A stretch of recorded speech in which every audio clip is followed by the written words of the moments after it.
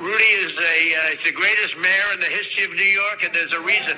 He's got great courage, and he doesn't care. He wants to do what's right. This is going to be your crowning achievement because you're saving our country. Rudy Giuliani on Friday getting a shout out from the President of the United States, and he joins us right now once again. Great job, Mr. Mayor. Great to see you. Welcome back to Newsmax. How are you? Thank you, Greg. Very nice to be back with you. First off, the appellate ruling in Pennsylvania did not go your way, but I guess you kind of want it to not go your way because you want to get this thing to the Supreme Court right away? Sure. I mean, what we wanted out of that case was a hearing so we could put our witnesses on. The judge wouldn't give us a hearing. The appellate court wouldn't give us a hearing. But we got our hearing with the state legislature. So, in essence, we accomplished the purpose of that case, and the Supreme Court can now take a look at it. But we wanted to get, finally, after all the censorship that's going on, we wanted to be able to show that we have evidence, and we have a lot of it. So we put 10 or 12 witnesses on who observed the fraud. They observed the counting of ballots multiple times, the same ballot being entered in a machine multiple times. They observed the complete isolation of the Republican inspectors for well over 600,000 ballots. And the only reason that was done is so that they could cheat. They didn't want to be observed cheating. We had witnesses that said that in one part of the state, if you made a mistake on the ballot, you could fix it. The other part of the state, the Republican part, you couldn't.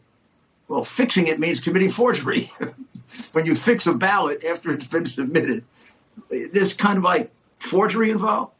And then you have this very strange situation where there are more ballots that were counted than were sent out by a couple 100,000. Now, how did that happen? Well, Mr. Mayor, wait a second. You just said you have evidence. Mr. Mayor, you just said you have evidence, and I have been hearing from the mainstream media from the get-go that there is no evidence, and it's all unverified. And you made that point in the press conference last week. You've got affidavits. You've got hundreds of them. You unveiled some of the evidence at that hearing, and they continually say you have no evidence, and all of this is unsubstantiated. Even after the hearing with the witness, three of them very, very distinguished careers in the military. One of them is a cyber expert who actually can testify to how information was being taken out of the machines. People, lawyers, doctors, I mean, people, very substantial people and very regular people. They're not going to put their names on an affidavit under penalty of perjury for something like this. I mean, the numbers are astounding. They cheated with over 700,000 votes. You know, Mr. Mayor, this is a big fraud. It's not little. No. And it happened the same way in 6 states. So now we're going to move on to Michigan and to Arizona and to Wisconsin and to Nevada and to Atlanta, Georgia, where the same thing happened. When you file a lawsuit, by the way, and sometimes in court proceedings, you can have a hunch, you can have suspicion, you can have some evidence, but you bring it to a judge, and a judge can say, oh, you've got something here. And then it goes into a phase called discovery, if I'm not mistaken. A judge can... Yeah, we have never had that. We were deprived of that by the judge. The judge just threw us out. He threw us out. He decided the claims weren't true. He just threw us out. Again, when the media say, well, there's no evidence here, I mean, if you get a judge, and you will, like it would say, compel the other side to produce evidence. I mean, that can happen. We'll get a judge like that, but right now we can't wait, so we're going directly to the legislatures. Look, the Constitution of the United States puts the selection of the president in the hands of the state legislature, not the governor, not the attorney general, but the state legislature. They set the rules, and they decide if the vote is correct. So we're going to each one of these state legislators, and we're saying, if you certify that vote, you're certifying a false statement. You're committing fraud because that vote is not the right vote. Biden did not win the number of votes that he has attributed to him. Some of those votes he won by taking a ballot and putting it in a machine and counting it 5 times. So he would get 5 votes for every one that Trump got. And we've got witnesses to that in Pennsylvania, in Michigan, and in Arizona. So that's the game plan. They followed the same fraudulent patterns in the big cities where they control like dictators, where the Democrats have dictatorial control and plenty of corruption.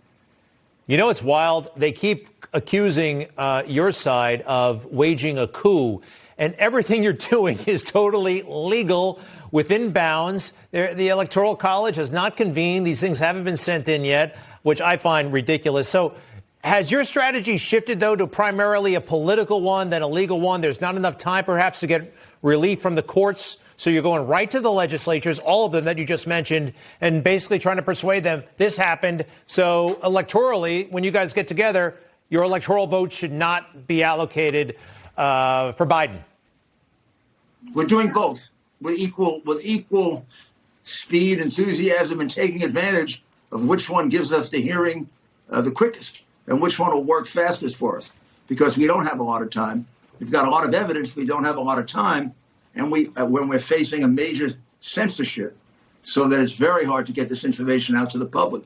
Public has only a small idea of the kind of evidence that we have. You know, the situation in Michigan was worse than the situation in Pennsylvania. The situation in Wisconsin was outrageous. I mean, they have all these absentee ballots without applications. In Nevada, they used a machine that basically didn't work, and it let every signature go through, even though it's illegal to use a machine.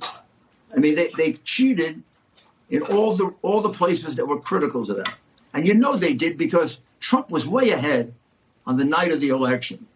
It's impossible that Biden would have come back at every single one of those places. Impossible. Especially places like, well, you know, the four cities where he beat Hillary Clinton. Only 4 cities did he do better than Hillary, which is pretty wild.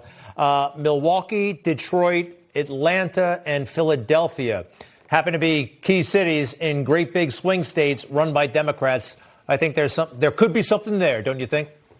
Oh, there definitely is. They picked what you would call home field advantage.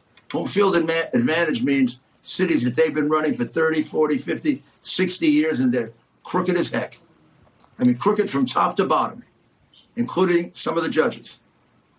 Mayor Giuliani, one other thing, you know, you prosecuted a lot of cases. I know you've had media watching some of those cases. Sometimes they've been in the courtroom. How much can they influence the events that are actually happening right now? Can it be overstated? Can it be understated, misunderstood? Because, you know, they're selling a narrative that is not in agreement with what you're putting out there. Can it be neutralized? Does it really matter in the end, or is it having an impact? Oh, it definitely has an impact. I mean, for example, they cover the hearing in Philadelphia, or rather in Gettysburg, and they cover the part where the president calls in. They don't cover the 8 witnesses. If that were the other way around, if it were the presentation of witnesses against Donald Trump, every single one of those witnesses would be on for days, like they did during the Trump phony impeachment hearings. Well, Mayor Giuliani, we covered the whole thing, but I will say this: we started the segment with the president's praise of you, because we just thought it was a nice moment. But we had the whole thing on TV. Thank you, Greg. Happy Thanksgiving. Happy Thanksgiving to you. Best to Andrew Giuliani, the family, and our best wishes to the president as well and the entire team. Thank you, sir. You too. All right.